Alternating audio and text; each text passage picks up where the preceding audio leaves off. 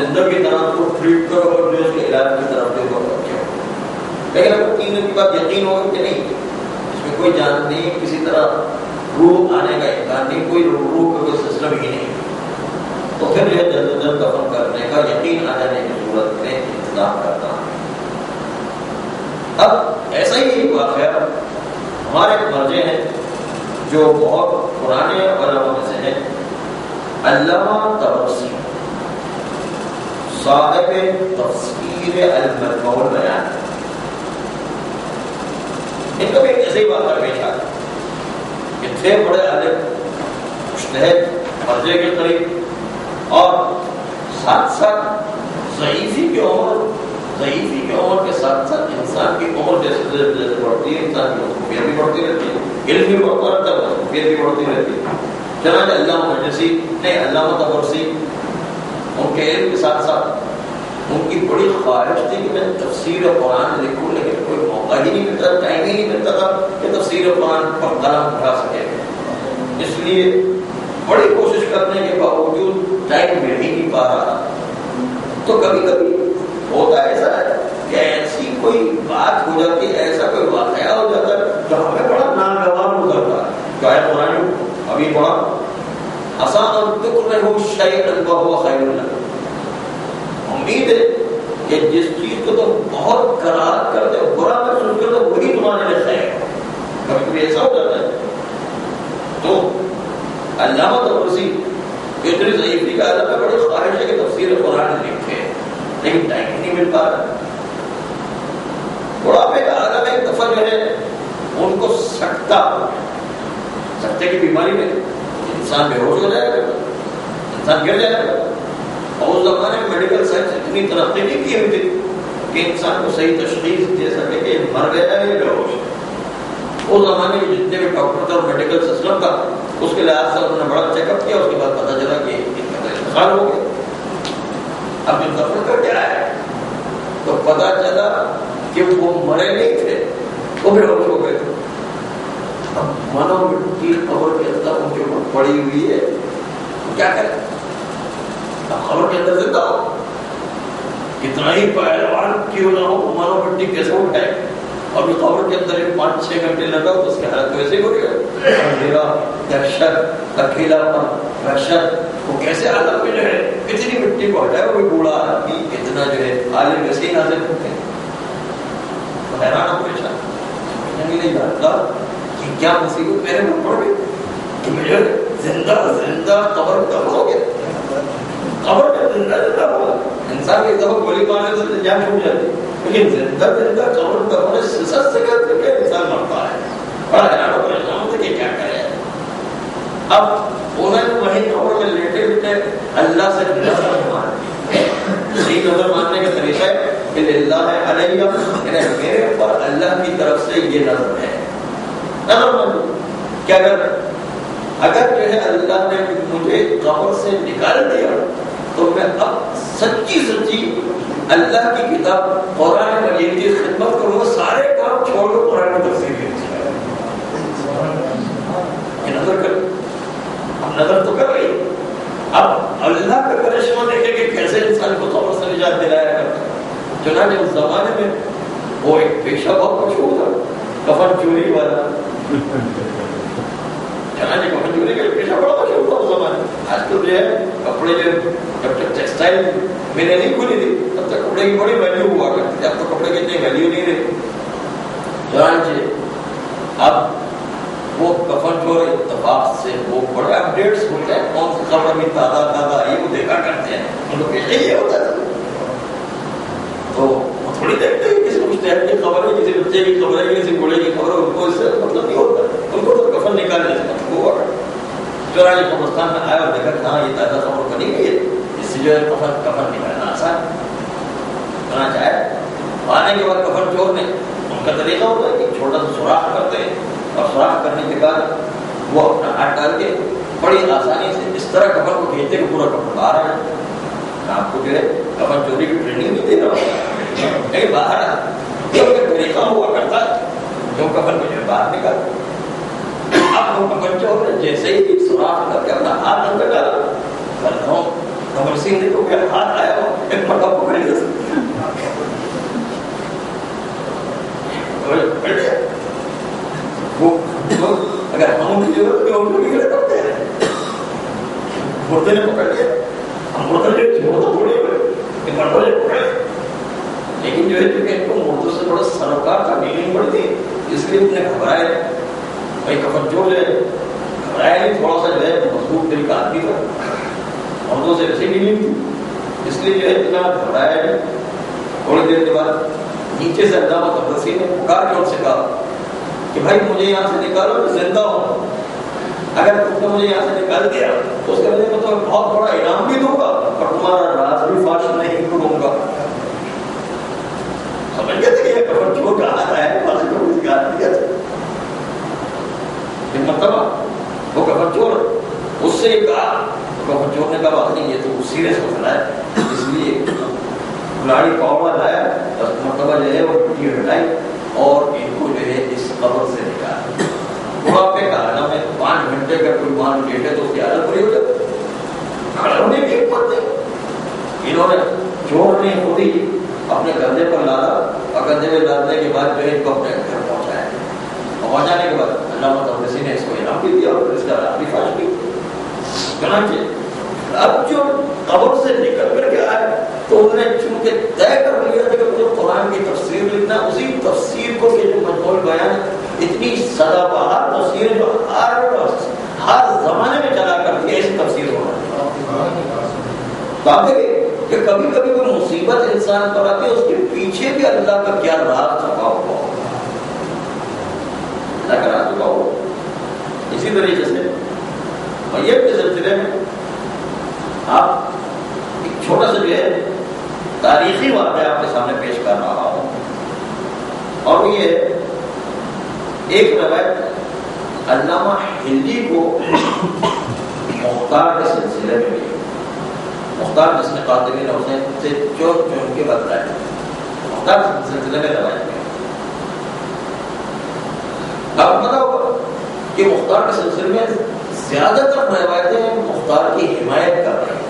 اور مختار کو دعا دے رہی ہیں تقریباً 156 روایتیں ہیں جو مختار کی حمایت ہے اور 3 روایت ایسی ہیں جو مختار کے خلاف بھی آ گئی ہے ان میں سے ایک روایت آپ کے سامنے پیش کرا وہ روایت قابل توجیہ ہے جو مخالفت کی وجہ سے آ گئی چنانچہ علامہ ہندی ایک روایت نقل کرتے ہیں اور روایتیں نقل کرتے ہیں کہ مختار اس نے دیکھا کہ جب امام حسن ان کے ساتھ ان کے ساتھیوں نے خودی دھوکہ کیا اور خود امام حسن کے مسلح کو کھینچ کے نکال لیا اور امام حسن نے دیکھا کہ ان کے رات کا خنجر مارا گیا اور اس کے نتیجے میں امام حسن نے اپنے آپ کو دیکھا کہ ہمارے کسی ساتھی پر بھروسہ نہیں کیا ہے چنانچہ اپنے قریبی ساتھیوں کو بلا کے کہا کہ مجھے مختار کے چچا جو مدائن کے گورنر ہے ان کے محل کے اندر لے کر کے چلے جاؤ وہ ذرا ہمارا مفلس ہے چنانچہ محل کے اندر چٹائی بھی ہوتی ہے دیواروں کے اندر خود بھی اتنا رہتا ہے چنانچہ امام حسن جو مدائن کے اندر پہنچے اور مختار کے چچا کے گھر پر آ بیٹھے امام حسن اور جب آ بیٹھے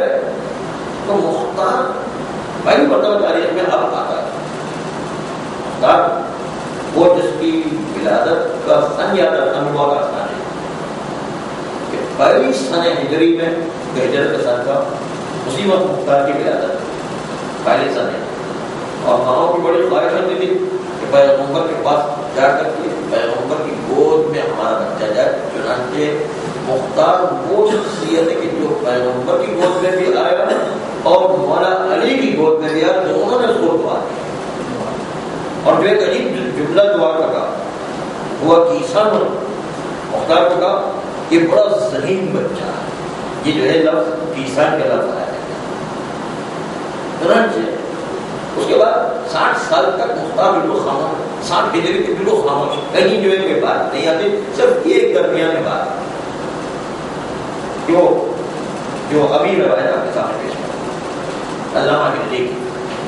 اور وہ روایت یہ ہے کہ مختار جب اپنے چچا کے گھر نے مختار نے دیکھا کہ امام حسن اپنے چچا کے گھر پر جو گورنر بھی ہے مدائن کا، اس کے گھر پر امام حسن ٹھہرے ہوئے، اور مختار کو یقین نہیں آ رہا کہ میرا چچا ایسا نہ ہو کہ ہاتھ کر باندھ کر امام حسن کو معاویہ کو بیچ دے، اور اس کے نتیجے بڑی بڑی جائیدادیں حصول کر، اس لیے کہ معاویہ کو ہر ایک کو جو ہے پیسے دے رہا تھا، اشرفیہ لٹا رہا تھا، زمینیں دے رہا تھا، عہدے دے رہا تھا،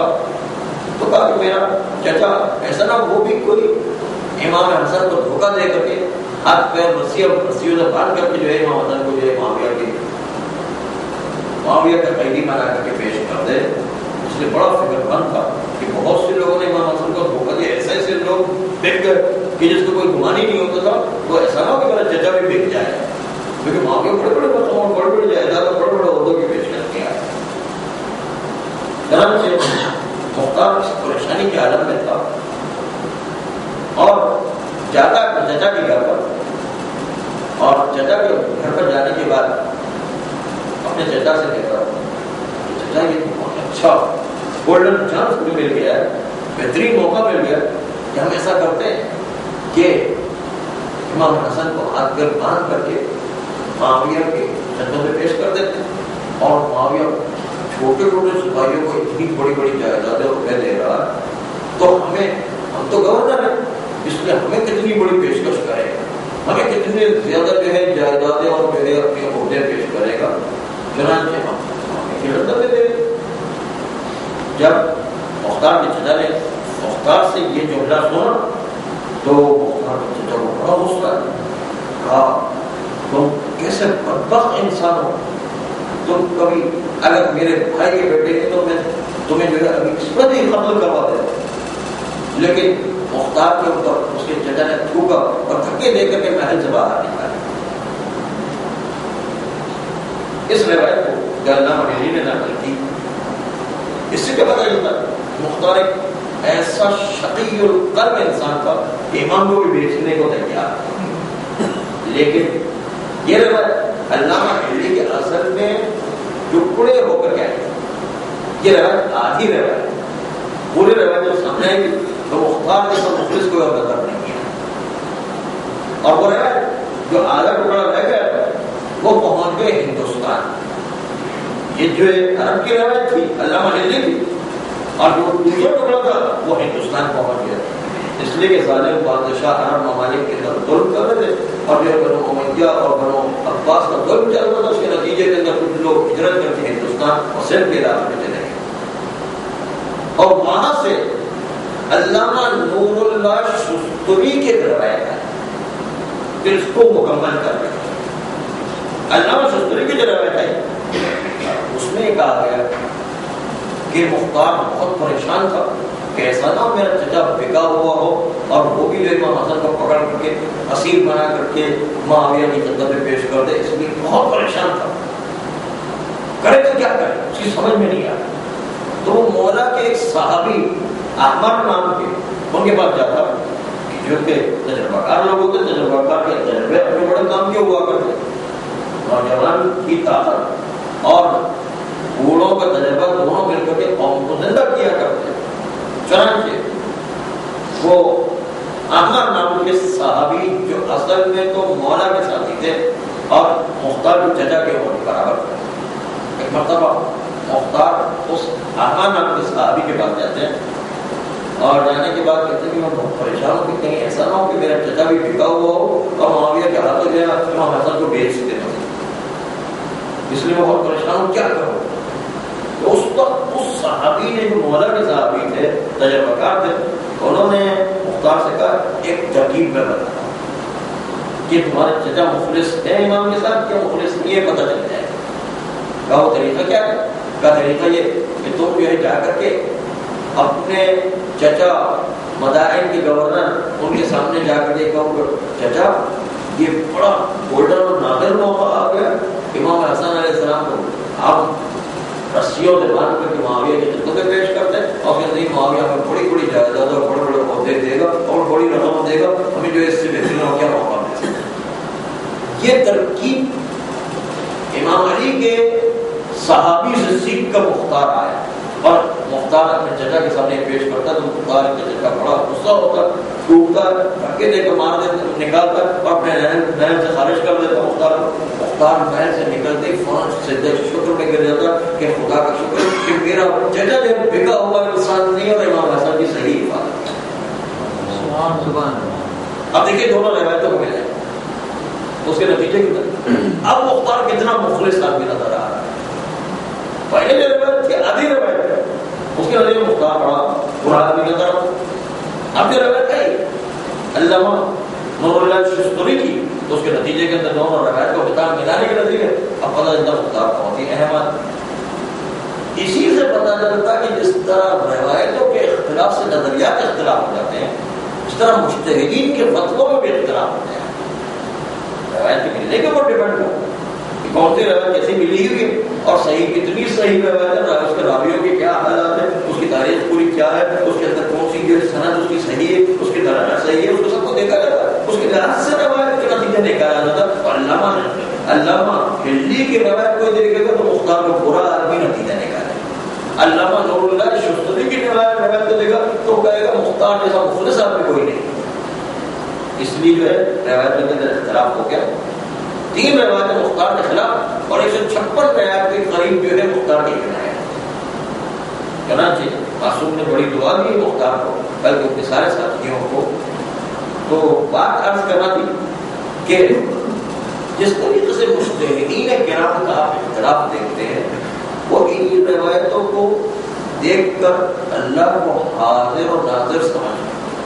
اپنے پوری سنسیئرٹی کے ساتھ قرآن اور روایات کو دیکھ کر نتیجہ نکالا۔ اس لیے ان سے بہتر اور کوئی نتیجہ نہیں نکال سکتا کیونکہ انہوں نے ساری زندگی کو خرچ کی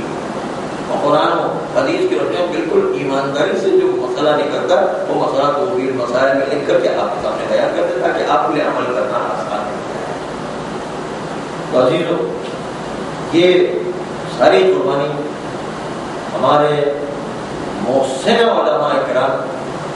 ہمارے اوپر ان کے عظیم احسانات ہیں، کیسے نازک دور میں غیبت کے دور میں بھی دین کو صحیح ہم تک پہنچا رہے ہیں۔ اور یہ اصل میں ائمہ معصومین کی نیابت کرتے ہوئے بلکہ ائمہ کے بتائے ہوئے طریقے پر عمل کرتے ہوئے ہم تک دین پہنچا رہے ہیں۔ علماء کو بھی قربانیاں دینا پڑی دین کو بچانے کے لیے اور ائمہ کو اس سے بھی زیادہ قربانی دیا اور اس سے زیادہ کربلا والوں کو قربانی دیا۔ عزیزوں، کربلا والوں نے کیا قربانی دی؟ پہلی سفر کو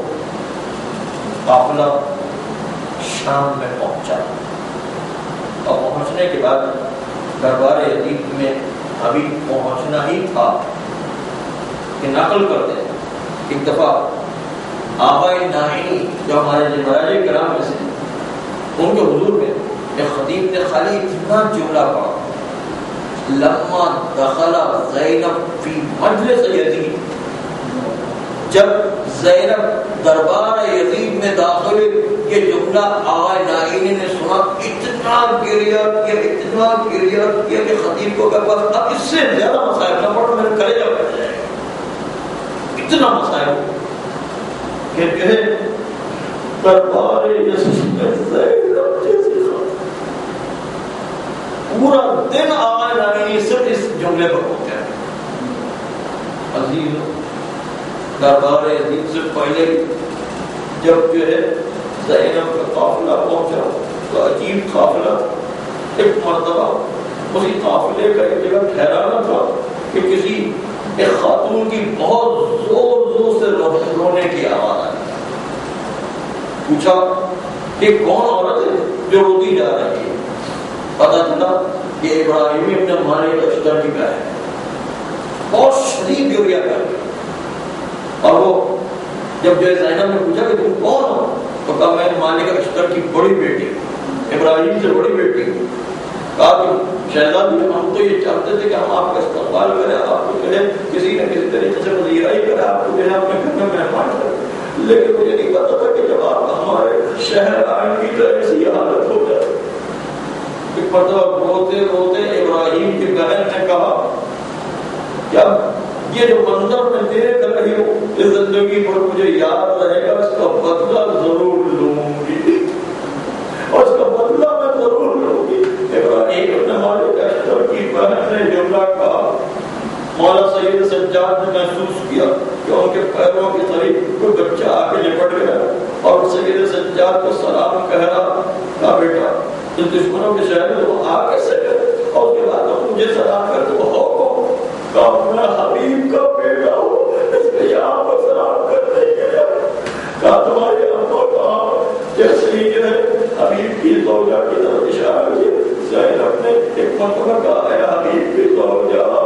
ارے ہم تمہیں تمہارے شوہر کا بوسہ دینے کے لیے آئے، تمہارے شوہر کا بوسہ دینے کے لیے آئے کہاں تو جوڑ کے کہا شہزادی آپ نے حبیب کی زوجہ کا بوسہ دے دیا، لیکن آپ کے 18 یوسف کربلا کی زمین پر تپتی زمین پر شہزاد شہید ہو گئے، آپ کو کون بوسہ دے دے؟